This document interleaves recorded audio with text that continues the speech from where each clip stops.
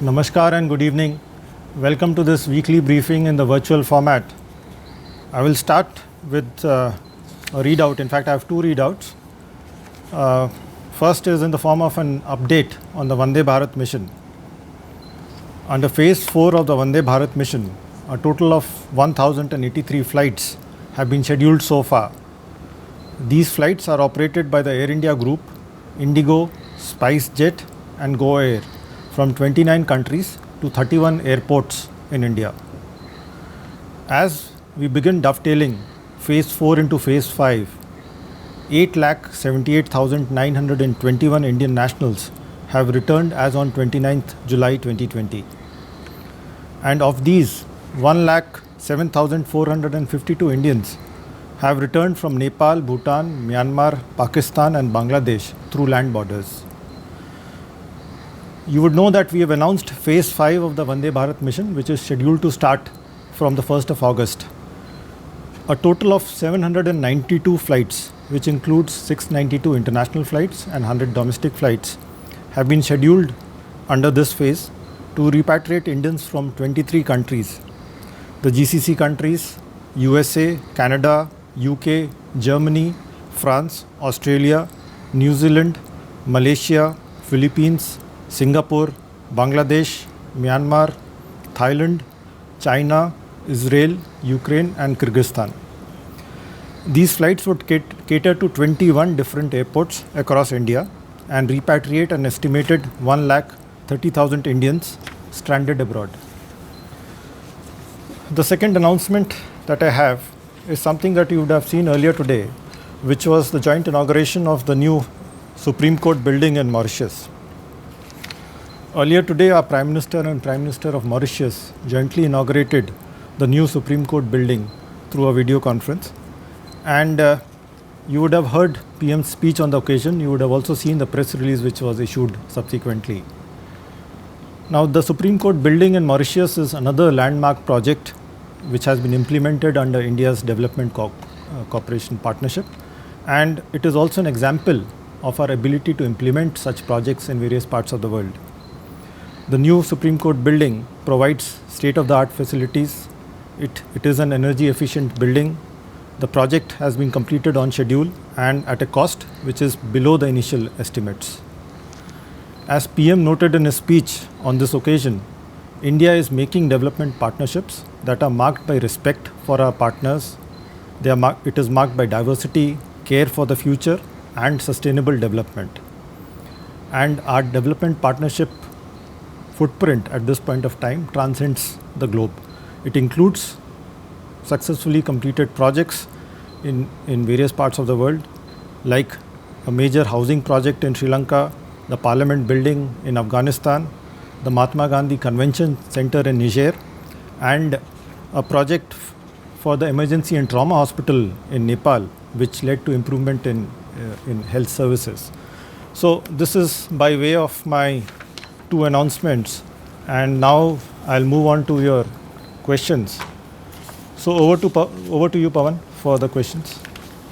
Sir, पहला सवाल पाकिस्तान के ऊपर नरेंद्रनाथ मिश्रा नवभारत टाइम्स से पूछ रहे हैं। पाकिस्तान 5 अगस्त को धारा 370 को हटाने के 1 साल पूरा होने पर बड़े पैमाने पर प्रोपेगेंडा चलाने और उस मुद्दे को इंटरनेशनल प्लेटफॉर्म पर उठाने के लिए बड़े स्केल पर तैयारी कर रहा है। इसका जवाब देने के लिए भारत की क्या नीति होगी? देखिए नरेंद्र जी, पाकिस्तान के बारे में और इनकी इस तरह की हरकतों के लिए तो मैं यही कहूँगा कि वो ऐसी हरकतें करते हैं जैसे कि जो विश्व की निगाहें हैं उनके पॉलिसीज़ पे, उनकी नीति जो कि क्रॉस बॉर्डर टेररिज्म भारत के प्रति सपोर्ट करती है, उससे जो है ध्यान हटाने के लिए की जाती है।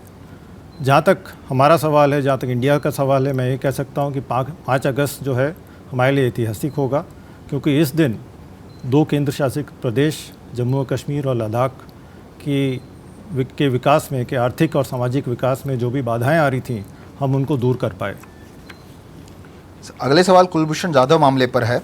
Shailendra Wangu from news 18 has asked, Jadhav मामले में पाक सरकार खुद ही रिव्यू के लिए इस्लामाबाद हाई कोर्ट पहुंची है। ऐसे में भारत का अगला कदम क्या होगा? क्या भारत आईसीजे का रुख करेगा? Aditya Raj Kaul has asked, Islamabad High Court has allegedly formed a bench to hear Kulbhushan Jadhav matter. Do you feel Pakistan is violating ICJ order and not implementing it in letter and spirit?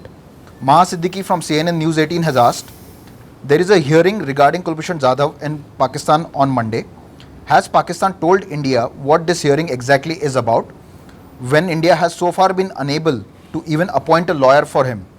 Will India be amenable to any of these attempts at taking the case forward?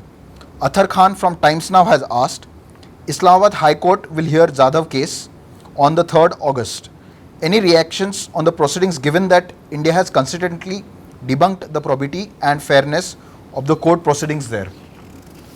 See, on Kulbhushan Yadav, last week I had responded in great detail, and I had detailed out how Pakistan has blocked India's attempts to seek remedies.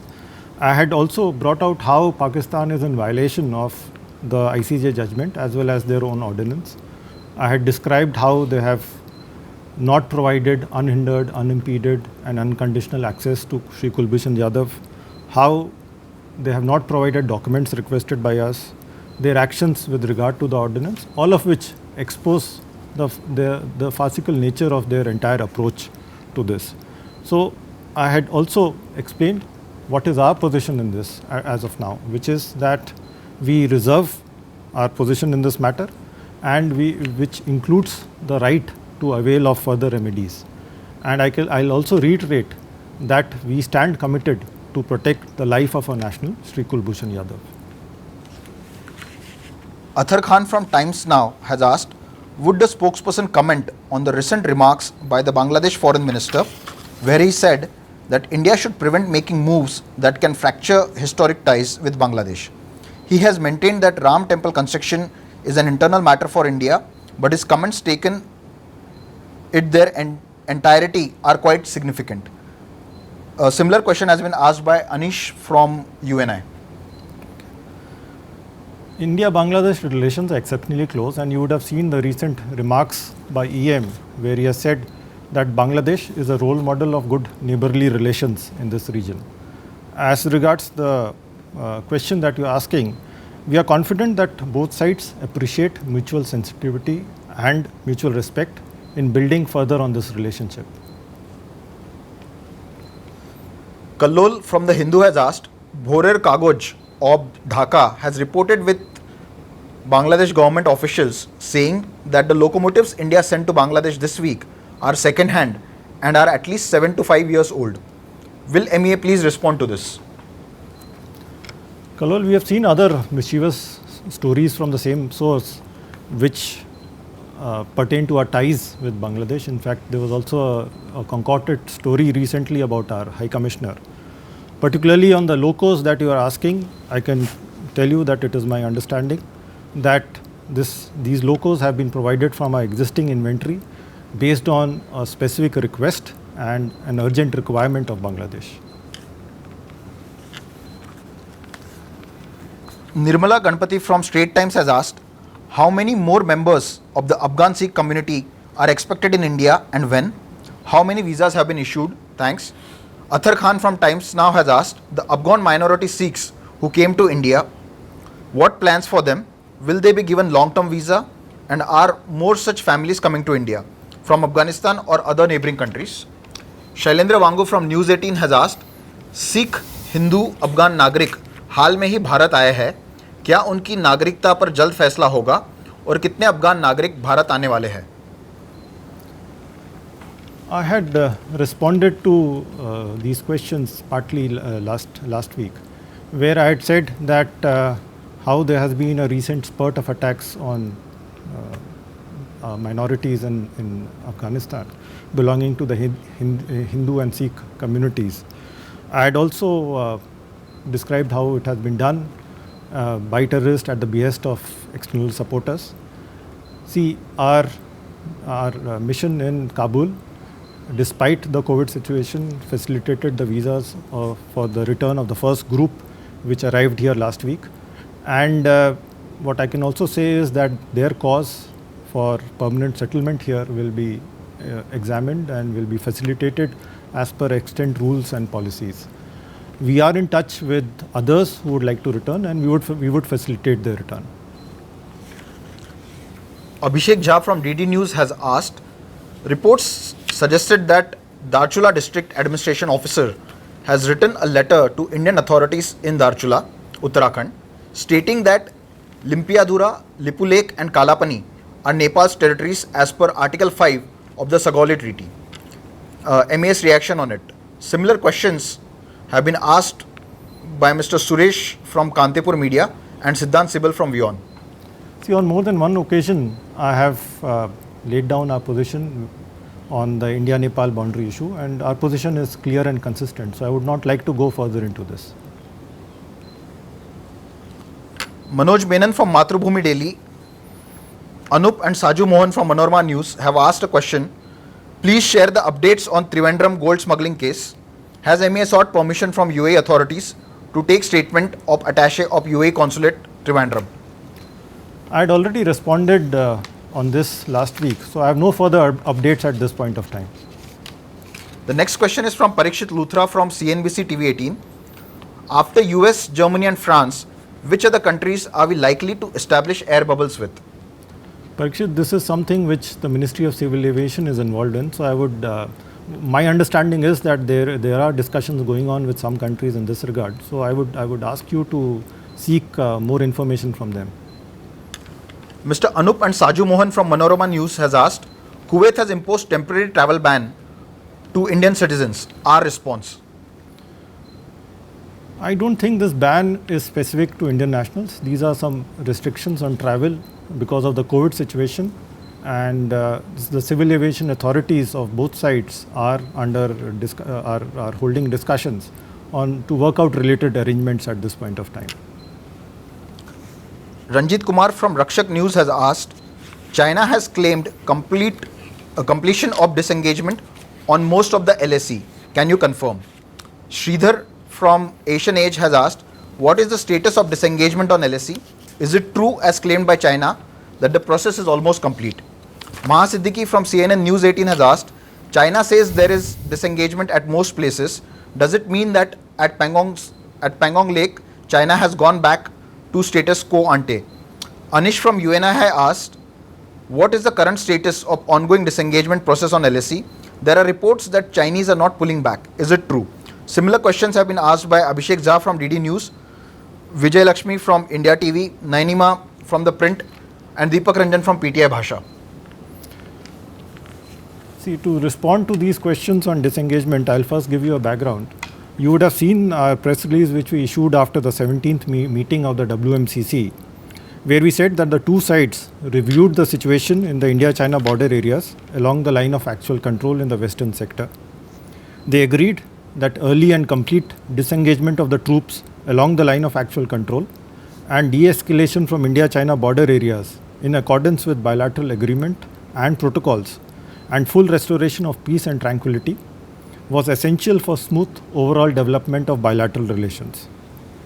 This was also the agreement reached between the two special representatives, NSA and Chinese Foreign Minister Wang Yi, in their conversation on 5th of July.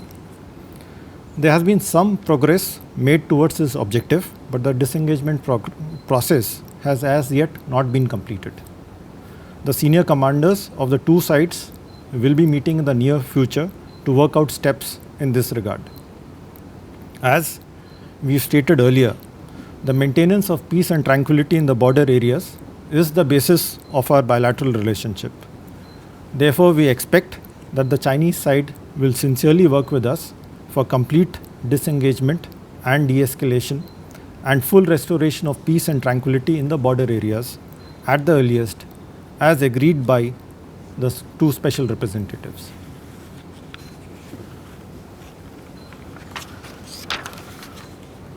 Athar Khan from Times Now has asked, the foreign ministers of Pakistan, China, Nepal and Afghanistan met virtually recently to discuss the COVID response. Was there an invitation extended to India? And if an invitation was not extended, isn't that odd since it was India that had pushed for a joint SAARC response which was initiated by the Prime Minister himself in the initial days of the outbreak of the virus? Athar, we have seen media reports in this regard. As you would recall, that it was the initiative of our Prime Minister that we had convened a meeting of all SAARC countries on the 15th of March. A video conference was held, following which a COVID-19 emergency fund was agreed upon. India contributed $10 million to the fund. Other countries have also made their contribution. The fund has been operationalized, and we have already extended humanitarian assistance to countries in the SAARC region, including supply of essential medicines, antibiotics, consumables, COVID protection and testing kits, and other laboratory and hospital equipment. Geeta Mohan from India Today has asked, after the announcement of India's new education policy, have other countries or foreign universities expressed interest to open institutes in India? Well, Geeta, I don't have any information on this at this point of time. Anita Joshua from The Telegraph has asked, has MEA given BCCI the clearance required for holding the IPL 2020 in UAE? Anita, again, I don't have information at this point of time. If there's something, I'll revert to you. Are there any further questions? I have no further questions, sir. Thank you. So this concludes the weekly briefing.